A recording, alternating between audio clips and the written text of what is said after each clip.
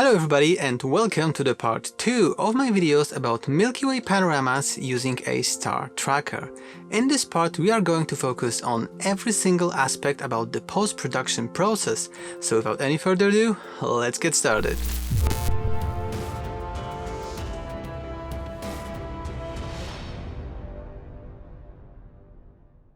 Okay, so before we begin, let me just say that if you have not watched the part 1 of this video, I would highly encourage you to go watch it right now. Link to it will be right here, because in the part 1 I explain everything that you need to do in the field in order to be able to capture the images that you will need in post-production, all the tips and tricks, all the methods that you will need to employ in order to gather the set of images that you will need right now. So again, if you haven't watched it, go check it out right now and then go back to this video. Okay, I'm assuming that you have already watched part 1 of this video, so let's jump into Lightroom and let's see what images have I captured. Okay, so we are here in Lightroom, and as you can see I have a couple of exposures here. I have 8 exposures for the sky, and then I have 4 exposures for the ground. And if we see the exposures for the sky, as you can see I am just panning from right to left. The Milky Way is sort of going in this direction. This is the middle one. Right here the Milky Way is up top. I have the ground down below. We go to the left, to the left, to the left, and then the Milky Way disappears behind the ground right here again.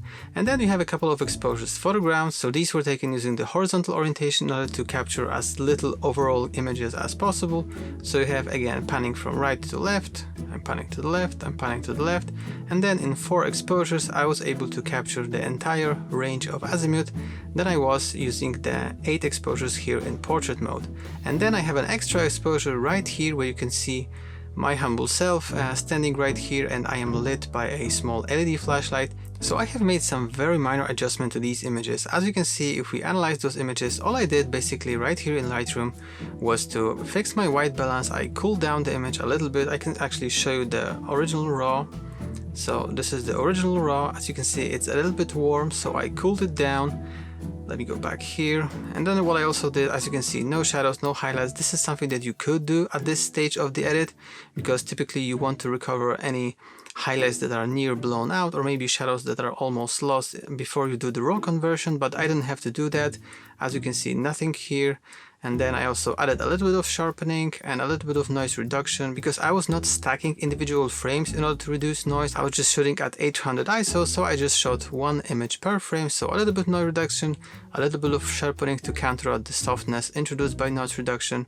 And right here down below there is a very important step. You need to enable profile corrections, because profile corrections is what gets rid of the vignetting in your images, because no matter what lens do you shoot, pretty much all of the lenses will produce some kind of vignetting around the image, and this is manifested by having your edges and corners of the image a little bit darker from the center of the image. So if you make a panorama stitch out of images with vignetting, you may end up with those weird kind of vertical bands of having a brighter image, darker, brighter, darker, brighter, darker, and you definitely want to avoid that. So enable profile corrections in Lightroom in order to neutralize vignetting at the early stage of the process. And if we take a look at those images, as you can see, really basic adjustments as well. White balance, and as you can see I brought up the shadows just a little bit because the shadows are a little bit dark and I want to have the shadows in my ground. Then I also added a little bit of sharpening, a little bit of noise reduction, and I didn't even bother with profile corrections here because profile corrections on the ground are not as important as in the sky. You could do that, but this is not mandatory. So I synced those adjustments between all of those 5 exposures, and as you can see on this one, it was shot using a 6400 ISO because I didn't want to stand still for like almost 3 minutes. I just shot it using 20 seconds of a shutter speed in order to have me in the shot as sharp as possible. So I cranked up the noise reduction way more compared to these images, and this is pretty much it. And out of those all images we are going to create 3 panoramas. We are going to create 1 panorama stitch for the sky out of these images, 1 panorama stitch for the ground out of these 4 images without me in the shot, and then the third one using these 4 images again, and then also this image with me in the shot, in order to blend all of those 3 panorama stitches later on in Photoshop to create the final edit. So let's start with taking a look at the sky stitch. So if we select all of these images and right click on them and go to Photo Merge, Panorama, as you can see, Lightroom tells us that it was unable to merge those photos, and no matter which projection are you going to select here, if you select spherical, it will not be able to stitch those photos again, and I suspect this is because the ground is blurry in your shots. Again, we were using a tracker right here. We are using a tracker, so the ground is blurry because we are tracking the sky, and also the angle of horizon is constantly changing between those images because we are constantly tracking. So that's why I think Lightroom has difficulty stitching those images together. So we will actually need to go to another piece of software, and the piece of software that I use and I can highly recommend is called PTGui, which stands for Panorama Tools Graphical User Interface, I think. And this is an excellent piece of software. It has versions for both Windows and macOS, so no problem in that. But beware that this software is actually, it's not free, it comes at a price, but there's a free trial on their website. You can check it out, you can try it out. If it works for you, then you can make your purchase. And if you are insistent on using a free software for that, there's also an option, an alternative program that I have used in the past. It's not as good as PTGui, but if you want to use that, head over to the description of this video. I will provide more information about the alternative program there as well. So first, if you want to bring our images into PTGui, we need to actually export them from Lightroom. We need to do our raw conversion in order to bring those images into PTGui. So let's do that. So the best format that you can export your images at this stage is the 16-bit TIFF. So with all of those images selected, you can just go to File, Export, and then in this dialog you can go, I actually have a preset for TIFF 16-bit no resize. But the important thing right here is that the image format is TIFF right here, and that you are selecting bit depth of 16 bits per component, and that will ensure that you will retain as much information in your images in order to be able to work with them later on in Photoshop, because you are going to be pushing and pulling this image quite a lot in order to bring out the Milky Way. So remember, TIFF and 16-bit, and just hit export. I'm actually going to cancel out because I have already did that. So let's fire up PTGui. Okay, so here's the program, and the first step that we need to do is we need to, of course, load our images. So I just click here, and then right here I select all of these images that are exported exposures of the sky. So I just select 8 of them and go to open. And right here I was actually using a manual lens. I was using the Laowa 15mm that I have shown you in part 1 of this video. And by the way, if you want to check out what gear did I use to capture these images and what gear do I use for astrophotography or for my YouTube videos at all, check out the links down below in the description. Those are links to Amazon. You can pick up any of the gear that I use and recommend, no problem. So remember, description, links to my gear. And because I was using a full manual lens, I actually need to input my focal length right here. But if you are using a regular lens, this step will not be necessary. So crop factor 1, because I was using a full frame, no conversion factor, and just hit OK. And as you can see, I have these images loaded up right here. So what I can do right now is just click on the Align Images, and now PTGui will analyze my images and try to stitch them together. And this is what it came up with. And as you can see, this panorama stitch looks pretty wonky. It's definitely not the kind of panorama that we want, this kind of an arc going from one side to another of the sky, but we can change that no problem in this program. So what you want to do is you want to select one of the projections. It has a plethora of different projections. I'm not going to go for every single one of them right here in order to not waste your time. So I'm just going to go straight to the one that I used, which is circular. And as you can see in this one, we still need to position it a little bit. So just click somewhere at the bottom, and then you can lift it up right here to make sure that the ground makes a straight line and the Milky Way makes this kind of an arc. We can zoom out here, and that way we see the entire shot. You don't need to worry about all this blank space right here. But what I would recommend you to do, and this is kind of a pro tip, is that you don't want to make a straight line if you have some trees protruding into the sky. If you have a flat horizon, then no problem. But if you have some trees, I would recommend to make this ground a little bit convex right here, because if you draw an imaginary straight line right here, if we straighten it, you don't want those trees to be protruding into your sky. If we overlay with our ground shot right here, you don't want those trees on the left to go into the sky. So that's why I ended up with this kind of an image. And actually you can rotate it right here in PTGui. You can hit the Control key, and holding the Control, you can actually rotate it. But I didn't know about this step, so I'm just gonna leave it like this because this is the way that I have exported it already. And then you can go back to here, and in order to create your panorama, you can click on this button, and right here you can choose, again, we are choosing TIFF because we are going to be working with this further on in Photoshop. We are changing from 8 to 16 bit. OK, and then create panorama. I'm not gonna do it because I have already done that. And by the way, I'm not doing this edit live from scratch while I am recording this video, and the reason is quite simple. I just don't want to waste your time in order for you to wait for me to tweak every single parameter and every single thing in Photoshop or Lightroom or PTGui. I just want to run through the images that I have already edited, but I'm going to go through every single detail of every step of the way, and that way we will end up with the exact same image as you have may seen already if you watched part 1. I hope you did. So let's go back into Lightroom and let's see what we can do about the panorama stitches of the ground. Okay, so we are back in Lightroom, and with the ground it's a little bit easier because I was actually able to use Lightroom itself to create my panorama. So I'm just gonna select all of these 4 images and then again right click, photo merge, panorama, and as you can see in this case Lightroom was able to create my stitch. Again, I'm not gonna merge it right now, I have already done that. I'm just gonna cancel out, and then for the third one I'm going to select again all of these 4 including the shot with me in the frame.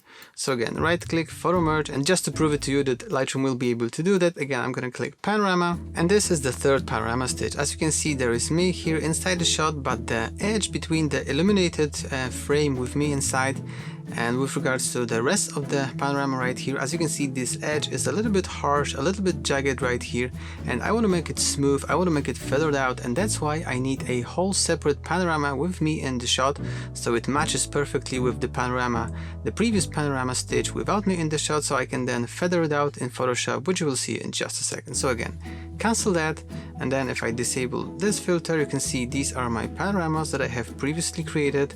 I'm just gonna select both of them and then right click, edit in, and open as layers in Photoshop to bring it into Photoshop. And these are my 2 panoramas right here in Photoshop in a single document. If I toggle this one you can see there's the second one below it. And right here I have also opened my panorama stitch in a separate document. As you can see, this is the one right here with a lot of blank space and it's off to the side. And we are actually going to start our edit beginning from this image. So we need to straighten it out, and for that you can either click Ctrl or Command T or go to Edit and Free Transform. Make sure that this layer is selected, and then with the free transform I'm just gonna position it in a way that matches my vision. So I'm just gonna straighten it like this. The Milky Way should be positioned like this with the ground like here, and I'm just gonna overlay the ground over this portion later on, so maybe something like this. OK to accept it, and then of course I need to crop in my image in order to get to the final aspect ratio that I want, and the aspect ratio that I want is just standard 3:2. I don't want to make it apparent that it's a panorama, I want to make it look like a regular photo, so I'm just going to go to the crop tool, and right here you can pre-select the 2:3. I already have it set like here, so 3 on the horizontal edge and 2 on the vertical edge, and I can just position it around. I can resize it if I need. I'm going to resize it like this. Maybe something like this, so I make sure that the entire Milky Way is inside here, something like this. I don't need to care about this blank space at the bottom, and also maybe a little bit up, and also I don't need to care about those edges right here. These edges are a bit unfortunate that I wasn't able to capture them in my images, but I will be able to fill them out using content aware fill later on in the process of my edit. So I'm just gonna hit accept here.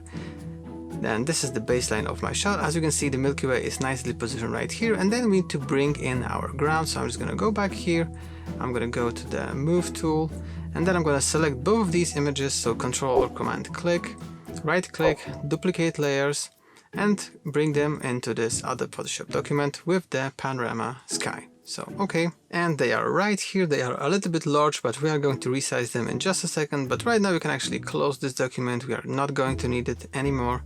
And right now we need to resize them and we need to reposition them. And I need both of them to be aligned in order to be able to blend together the portion where I am standing in the frame. So the best way to resize them both is to just select them both and bring them to a group. So just have them both selected and click on the group icon right here, and they are in the group right now. And then with the group selected, again Ctrl or Command T to activate free transform. Make sure that you have this selected. This will preserve the aspect ratio, and then you can move this around. You can resize it. You can zoom in. We are just going to resize it, and something like this looks pretty good. Maybe a little bit like this, and this is pretty much what we are going to start with. So let's open the Photoshop document that I had before in order to see what we are starting with actually. So this is what I was working with before. As you can see, if I disable this group right here, we have our sky that looks very similar to what we had before. And then we have the group with the ground. And this is the clean ground without me in the shot. This is the ground with me in the shot. And this right here is actually a cutout around me because I increased a bit of the contrast and a little bit of clarity. The way I managed to get this kind of a cutout is basically just, you can just take an elliptical mark you tool, drag it around your subject, something like this. Make sure that the layer that you are copying from is selected, then hit Ctrl or Command C to copy and Ctrl or Command V to paste. And that way you end up with this kind of a cutout, and then you can go to filter and camera raw filter or something like this in order to make your adjustments. So I'm just gonna back up, and this is what I had before, so this is what we will be starting. And by the way, I'm going to be switching between different Photoshop documents throughout this tutorial, because I actually switch between different documents when I'm editing normally, and that is because this is kind of a trick and maybe kind of a hack in order to make sure that Photoshop is running smoothly, because I'm avoiding to have a large number of layers in a single Photoshop document, but at the same time I can work non-destructively. So I'm switching between different TIFF files, reducing the file size of a single Photoshop document. And by the way, I will probably make a separate video about this kind of a technique to work on a little bit slower computers, still non-destructively, and still being able to pull off a fantastic edit. So if you want to check out the full explanation about this kind of a technique that I use, definitely consider subscribing to my channel down below. Okay, let's continue. So this is a second stage of my edit, and as you can see, we are pretty much beginning from what we had before, and we have some additional layers that I added on top of that. So what I did is pretty much, if I disable this, and if I also disable that, if I disable this mask again, you can pretty much see what we had before. So we have our sky, we have our clean ground, and then we have our ground with me inside here. And then what I did is just I added a layer mask right here around me with a bunch of feathering. You can actually see the entire mask right here. So again, elliptical mark hue, a bunch of feathering, and it's end up with me being lit by an LED flashlight, blends nicely into the dark surroundings. So I also brighten it up a little bit. So this is the curves right here. As you can see, it's just pointed up a little bit, so it adds a little bit of brightness to this section with me in the frame. And then I also fixed a little bit of the line on the horizon, because if I zoom in here, you can see there's a little bit of duplication of this mountain right here. So I just put them into a group, and then I added this mask. This is how the mask looks basically, in order to clean up this edge. As you can see, without the mask and with the mask, and now the edge is nice and clean. And then what I did is I just stamped everything without the sky. So again, in order to stamp everything and pretty much like flatten the layers that you have visible, you can hit the combination of Command, Option, Shift and E, and that will stamp whatever you have visible. And pretty much, if I disable that, this layer 2 that I have created just now is the same thing what I had before. So this is the second stage of my edit, and let's go to the third stage of my edit. So in this stage, again, we are starting with what we ended up in the previous stage. So we have our sky behind our layer, and then we have our layer right here with me already blended nicely into the panorama stage of the ground. And the essence of this stage of the edit is to create a mask that will blend in nicely the ground with the sky. I can show you the mask itself. It looks like this. As you can see, it's a very fine mask around the tree line right here. Then you have just a little bit of feathering and pretty much a little bit of straight lines here, and also fine selection around those trees. If I disable that, this is pretty much the effect that I have in this stage of the edit. I'm not going to go too deep into how exactly I created this mask in order to blend in my ground with my sky, because I actually covered this in detail in 2 of my videos that I have previously shot. You can check them out right here. This is the link to the playlist. There's basically a basic way to do that and an advanced way to do that, and the way that I did it for this particular shot is a mix of both, and I ended up with this nice blend. So I'm not gonna cover the blend. If you want to learn about the blend, definitely check out these videos. Also, links to them will be down below in the description. So let's continue. So this is the file with the next stage of my edit, and as you can see, again, we are starting with what we ended up before. So we have our ground blended nicely with the sky, but again, we are missing these corners. And in this stage of the edit, all I did is I basically used content aware fill in order to fill out these edges. The final effect looks like this, which is pretty good, I think, but I can show you exactly what would you need to do if you end up in a situation like this. So let's disable that for now. And right here, we're going to select our sky. We're going to go to the magic wand tool, and then make sure that the contiguous checkbox is selected. Make sure that you have this add to selection, and then click here and then click on the other side, and that way you end up with having a selection of both of these corners. And we need to bite in a little bit into our image so that the fill layer blends in nicely with our image layer. So you can go to the select, modify, expand, and then you can expand it. You can pretty much eyeball it, 10, 20, maybe 30 pixels depending on the resolution. I just use 20, and the checkbox to apply the effects at canvas bounce can be unchecked. So just hit OK. As you can see, the selection has bitten a little bit into our image, which is good. And then make sure that the layer with the sky is selected right here, and then go to edit and content aware fill, which opens up this window. As you can see, the result is already pretty good, but what Photoshop did right here is actually it duplicated a little bit of Milky Way right here on this corner, which is obviously not what we want. This would be a dead giveaway that we actually did the content aware filling.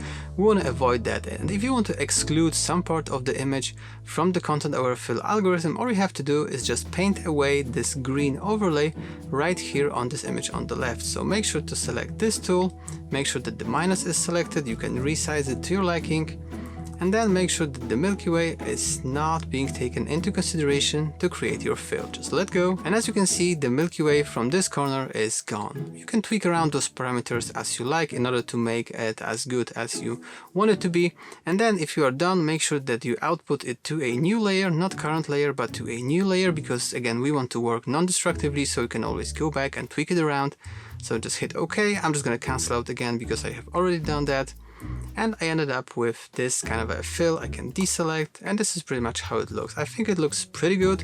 These corners are a little bit too bright. They should be definitely darker, but we'll fix this in the last stage of my edit. And what we'll do in the final stage of my edit is to basically bring out the Milky Way. We are going to add a local contrast. We are going to dodge and burn the Milky Way a little bit, add some vignette, reduce some stars in order to make it look nice and clean, and create our final photo.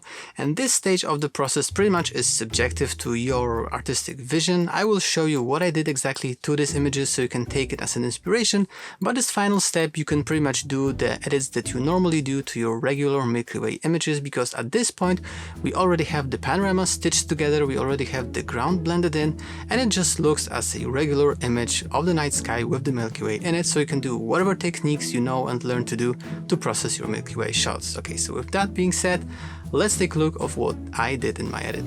Okay, so we are back in Photoshop, and again we are starting with whatever we have left off before, and as you can see I have a bunch of layers here leading up to my final edit. So let's just go one by one and see what I did. So if I enable this layer, this is a curves adjustment. As you can see, this is just an S curve in order to bring out a little bit of contrast. If I toggle that, this is without it, this is with it, and then I have a layer mask which looks like this, and basically is a mask of the sky. So we have brought out our contrast in the sky without touching the ground. And then we have another curves adjustment. As you can see right now we are adjusting the ground, so we are brightening the ground just a little bit, and pretty much this mask is an inverse of this mask.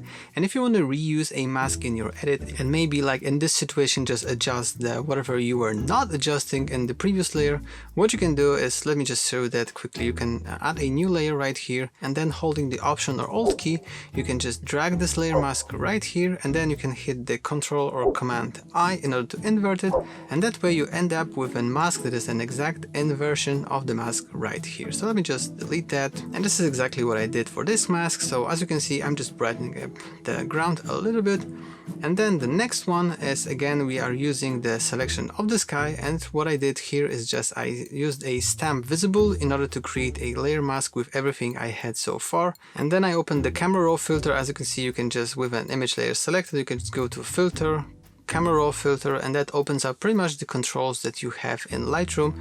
And here you can boost out the clarity or whatever, and that will make your Milky Way pop a lot. So this is what I did for this edit. Again, I'm just going to cancel out, and then I used a layer mask in order to make it affect only the sky. So if I toggle, as you can see, I'm changing only the sky, and now the Milky Way starts to pop up really nice. And I also did a similar step in order to add a little bit of clarity and a little bit of definition to myself here. And as you can see, if I toggle that, you can see this mask right here that only adjusts this portion around me. This is pretty much some clarity and some contrast around me to make me look a little bit better in this shot. And then we have a dodge and burn layer, and this is basically a gray layer. As you can see, if I toggle that, we are bringing up a lot of detail around the core of the Milky Way. And this is just a 50% gray image layer with blend modes set to soft light. If I set it to normal, as you can see, this is just gray, and wherever it is brighter than 50% gray, it is going to brighten the part of the image that is laying underneath it. And whenever it is darker, as you can see, there's the dark spot right here, it is going to darken it. So if I go back to the soft light, as you can see, some parts are getting brighter, like here, and also some parts are getting darker, like for instance right here in the middle. So this is what I did. This is called dodging and burning, and this is a very good technique in order to apply local and precise contrast exactly where you want it. And then what I did is I applied another piece of contrast using an S-curve. So as you can see, this is the S-curve right here. This is the curves. I can open it up, and this is just a pretty aggressive S-curve like this with opacity set to 35%, so it's a little bit dialed down. And I used a layer mask in order to make this adjustment mainly around the Milky Way, but feathered out. And the way I created this curves adjustment is actually using my beloved Lumenzia plugin. Lumenzia is very powerful. I use it a lot in order to create very precise luminosity masks around a portion of my images that I will be adjusting. And I actually covered a little bit of how I used Lumenzia in my Milky Way edits in one of the videos about blending the sky with the ground. So again, make sure to check it out, links in the description. And we are getting close to the final stage of this edit. So again, the next layer is just a little bit of vignette. As you can see, the layer mask around this image is pretty much making this curves adjustment affect only this portion, which is the left side, the top, and the right side. And this pretty much adds this vignette, so it darkens down those corners and those edges that were a little bit too bright from the content aware fill that we did before. And as you can see, this curve looks pretty much like this. And again, this curve was generated using the Lumenzia vignette tool, so this is really handy. And the final thing that I did, again, I'm using the same mask that I have created right here at the very early stage of this portion of my edit. So the same mask, just duplicated. And what I did right here is basically just reduce the number of stars. As you can see, if I toggle that, a lot of stars are getting crushed, and this is called a star reduction step. Again, you can use that, you can omit this step or not, depending on what you actually like. So I just used a stamp visible to create an image layer of everything I had from here to down here. Then I converted it to a smart object, and that way I actually toggle around those smart filters, and maybe I can even mask them out. I didn't need to mask them out, I just used it throughout the entire image, but using a filter on a smart object gives you a possibility to actually draw on this mask and only apply this filter to a portion of the image. So this is just dust and scratches. I can actually open it up, and as you can see, the settings that I used is radius 3 and threshold of 140, and that way a lot of those smaller stars were being crushed and only the most prominent ones are being left in the edit. And again, the layer mask to only affect the sky, and right here, as you can see, we have a beautiful panorama of the Milky Way. You have me in the shot, and we have a lot of significant objects in the sky still present.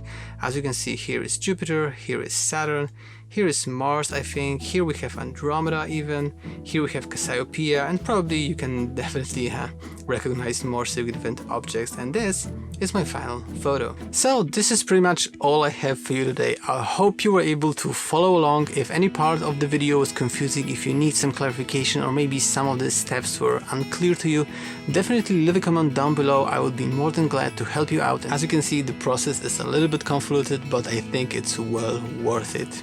You will end up with an image that is unique and that is just mind-blowing. So I think you should definitely try this technique. If you have any problems, definitely you can reach out to me. I would try to help you out, and in the meantime, you can give this video a like. I would really appreciate that, and also consider subscribing to my channel if you haven't already.